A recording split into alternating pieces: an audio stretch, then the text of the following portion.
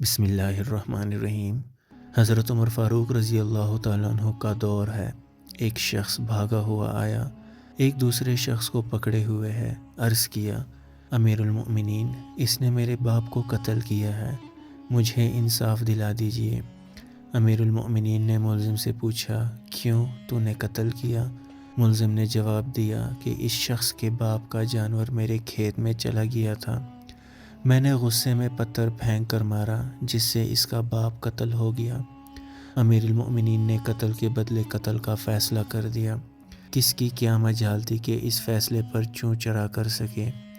ملزم نے کہا، امیر المؤمنین، میرے گھر والے سب ایک صحرا میں رہتے ہیں، آپ اجازت دیجئے میں ان سے مل کر آ جاؤں۔ امیر المؤمنین نے کہا، کون تیری ضمانت لے گا کہ تو لوٹ کر آ ہی جائے گا؟ ملزم نے حاضرین مجلس پر نگاہ دوڑائی، کوئی بھی تیار نہ ہوا۔ کچھ دیر خاموشی رہی، پھر حضرت ابو ذر غفاری رضی اللہ تعالیٰ عنہ کھڑے ہوئے اور ضامن بن گئے۔ ملزم کے چلے جانے کے بعد امیر المؤمنین نے ابو ذر رضی اللہ تعالیٰ عنہ سے کہا کہ آپ اسے نہ جانتے ہو نہ پہچانتے ہو، پھر انجان شخص کی ضمانت کیسے لے لی؟ ابو ذر رضی اللہ تعالیٰ عنہ نے جواب دیا، اس شخص کی پیشانی پر ایمان کی چمک نظر آ رہی تھی، 3 دن کی ضمانت تھی، تیسرے دن وہ شخص لوٹ کر نہ آیا۔ امیر المؤمنین وقت مقررہ پر پہنچ گئے، ابو ذر رضی اللہ تعالیٰ عنہ بھی پہنچ گئے، پورا مدینہ میدان میں جمع ہو گیا، کیونکہ قاتل کو ابھی قتل کی سزا دی جائے گی۔ دوسری طرف صحابہ کرام میں رنج و غم بھی تھا، کیونکہ قاتل ابھی تک نہ آیا تھا۔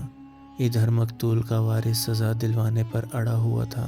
ابو ذر غفاری رضی اللہ تعالیٰ عنہ بیچ میدان میں سر جھکا کر بیٹھ گئے کہ میری گردن مار دی جائے، کیونکہ میری ضمانت پر وہ شخص یہاں سے گیا تھا۔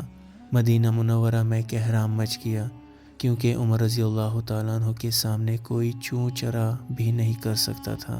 اتنے میں ایک شخص ہانپتا کانپتا بھاگا ہوا آیا اور کہنے لگا، مجھے سزا دی جائے، میں آ گیا ہوں۔ لوگوں نے دیکھا، یہ وہی شخص ہے، ابو ذر رضی اللہ تعالیٰ عنہ نے جس کی ضمانت لی تھی۔ امیر المؤمنین رضی اللہ تعالیٰ عنہ نے کہا، اگر تو نہ بھی آتا تو تجھے کون پہچانتا تھا؟ قاتل نے جواب دیا، میں یہاں بچ بھی جاتا تو اللہ کے سامنے تو ایک دن حاضری دینا ہی تھی۔ یہ سن کر حاضرین مجلس آبدیدہ ہو گئے۔ مقتول کے لواحقین نے قاتل کو معاف کر دیا۔ قاتل نے شکریہ ادا کیا۔ اس واقعے سے ہمیں ایک مختصر سا سبق ملتا ہے کہ انصاف ہر حال میں کرنا چاہیے۔ ایک مسلمان کبھی بھی جھوٹ نہیں بول سکتا۔ جان خطرے میں ڈال کر بھی مسلمان کی مدد کی جانی چاہیے۔ جان چلی جائے مگر وعدہ پورا کرنا چاہیے۔ وقت پر باپ کے قاتل کو بھی معاف کر دینا چاہیے۔ اللہ ہمیں بھی صحابہ کرام رضی اللہ تعالی عنہم اجمعین کی طرح شریعت اور اعمال صالحہ سے محبت کی توفیق عطا فرمائیں۔ آمین۔ درود پاک پڑھیں۔ اللہم صلی علی سیدنا محمد وعلی آل سیدنا محمد وبارک وسلم۔ ویڈیو اگر پسند آئے تو ہمارے چینل کو لازمی سبسکرائب کیجیے۔